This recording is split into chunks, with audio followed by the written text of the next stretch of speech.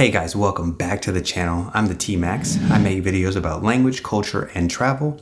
And in today's video, I'm going to show you how I got my digital nomad visa to live in Brazil.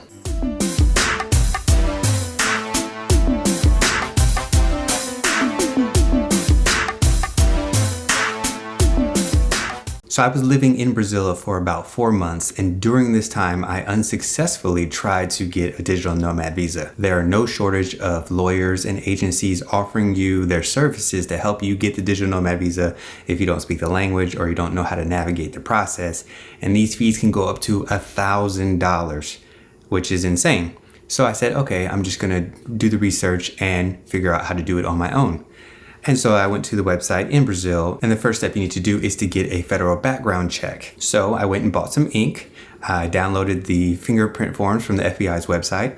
I did my own fingerprints, and I felt like, okay, yeah, this first step's done. I got this. Then I went to the post office, and the first question I asked the lady was, do I need a CPF? Because if you've seen any other videos on my channel, you know I had issues with the CPF and it's a headache. So I ended up doing a video, which you can see right here, that explains how to get your CPF quickly and for free. So anyway, she says, no, you don't need the CPF. Great. I want to send this priority mail, blah, blah, blah. Okay, it's going to cost $38. When I go to pay for it, she said, okay, so what's your CPF? And I was like, that was the first question I asked you. Do I need this? And she said, oh, well, because it's official documents and it's priority, you need a CPF. I mailed this thing off, and apparently I did my fingerprints wrong, or I didn't do the process correctly because that $38 was for nothing because I never got a response from the FBI. So I said, okay, I'm gonna go home for the holidays later. I'll just do it when I get back to the US. This turned out to be a great idea. It worked out really well for me. When I got to the US, I went to the Brazilian consulate's website in DC, and on this website, they list all the things that you need. So this is what it says.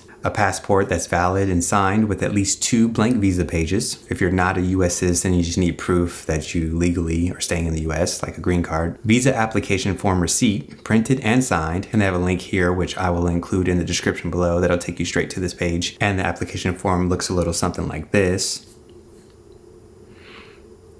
You need a passport style photo, 2 inches by 2 inches with a clear background, which is something you can easily get at any grocery store. US Postal Service money order. This covers the visa fee. And this is the funny thing. This will be the 5th country that I've lived in outside the US. And this will be the 5th time that I've seen a different price for US citizens than the rest of the world. In this case, $290 for US and $100 for everybody else. So next you need your actual birth certificate plus a copy of the birth certificate, which they will keep. So when you get your package back, it will not include that copy, but they will send you the original back. Your FBI background check issued within the past 60 days. So when you're in the US, this is easy. You just go to the FBI's website. You can request the background check online. You pay the $18, and then they send you information where you can go do your fingerprints at a post office. And they're everywhere in the US, so this is much more convenient than trying to do fingerprints yourself. So once I got this form from the FBI, I went to a post office. I paid $50 and I got them to do my fingerprints there. And in 10 minutes, I had my digital background check all cleared, saying I didn't have any issues, and I had to wait 1 week for the hard copy to come in the mail, which is what I used in the application. Next, you need a prepaid priority or priority express envelope from the US Postal Service, and this is $9.65 at the time of this recording. So I had one prepaid, and I also used $9.65 to put all of my package in a priority envelope to mail to them. Next is health insurance valid in Brazil. Now this one was tough. I actually sent an email to the consulate asking if different health insurances were accepted, and I never got a response. And so I went with the cheapest based on my research, which turned out to be Patriot International Light. It was about $270. And if you actually need health insurance, I recommend you get the one that's suitable for you. But I went for the cheapest option that I can find, and that was this one. Next, you need a flight itinerary showing entry into Brazil. So I just went to the internet and I typed in US to Brazil flight. I took a screenshot of the flight that I was planning to take, and I included that. So I did not actually buy a ticket. I just showed what I was planning to do. Next is a statement attesting applicants' ability to carry out their professional activities remotely through information technologies and communication. Both employer and applicant must state the traveler is a remote worker. So I met a French girl who got her digital nomad visa in Brazil, and she had sent me a copy of what she wrote for this section. So I took that, I translated it to English, And that was what I used for my attestation. I actually put it here on the screen. You can see it and you can use it verbatim if you like. And for the part that the employer must state that they're a remote worker, in my actual work contract, which is the next requirement, it states in there that I'm a remote worker. So I didn't have to worry about that, but I made sure I highlighted that on the contract that I submitted. The last thing you have to provide is proof of means of subsistence from a foreign paying source. Monthly payments equal or greater to $1,500 per month, or an availability of a minimum of $18,000 in the bank. So what I did was I went to my online banking and just did a 3-month window of just where my employer paid me, and it shows the consistency of them paying me.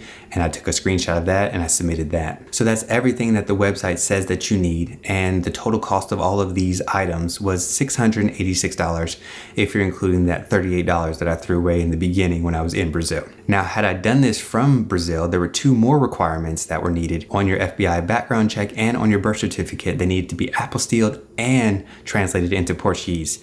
And the cheapest I found for this was going to be about $400.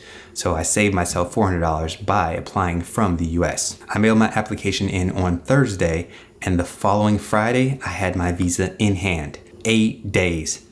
Unheard of. That was amazing. Like, good job, Brazil. Thank you. That was amazing. So I know some people who are in Brazil who are doing this and they have to go back to the federal police and it takes months. I know a guy now, he started a month before I left Brazil and he still doesn't have his visa. And I got mine in 8 days.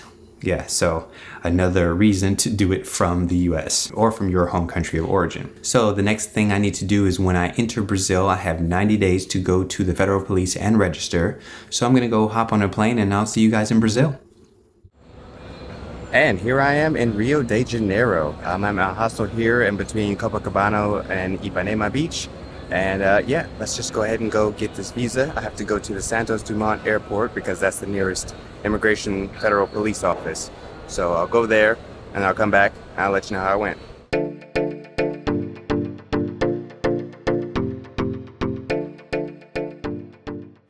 Okay, so I just got back from the federal police and in my house there's a bunch of people in the room. So I'm gonna do the video out here with this beautiful scenery. I mean, right? Iconic mountains in Rio. And I'm sure you can tell I'm out here sweating really hard because the weather is just phenomenal. It's the complete opposite of what it is in DC. Okay, so it's not the first time I've come back from the police station. It's actually the 3rd time. The first time I went, I thought I was just gonna bring my passport, get it stamped and be good to go. But the guy said, no, you need to bring back these documents. And he gave me a sheet and I'll show you here on the screen. This is what's required, the required documents. And then I asked him, I said, do I need to make an appointment or can I just walk in? He's like, no, just come back when you have all these documents. So I go back the next day with all of these documents and he said, no, you need to make an appointment. So he made an appointment for about 8 days later. So let's look at these documents that you need. The first one is a formulario, which effectively is the same form that you filled out on your visa application back in the States. And I'll leave a link to that in the description below. Really easy, just make sure the information matches. So the next document that you need is a photocopy of your boarding pass that you got. If you use a digital one, just make sure you print it out. And the next thing it says that you need 2 3x4 centimeter passport photos with the white background. And I happen to have these on hand, but when I went to turn in my application, they didn't require this. They didn't even ask for it. They said, nope, we don't need it. The next thing you need is the original document that they staple into your passport. Make sure you keep this safe because you're gonna need that to turn that in as well. And that is the copy of your visa application form. And the last thing you need is typical bureaucratic fashion.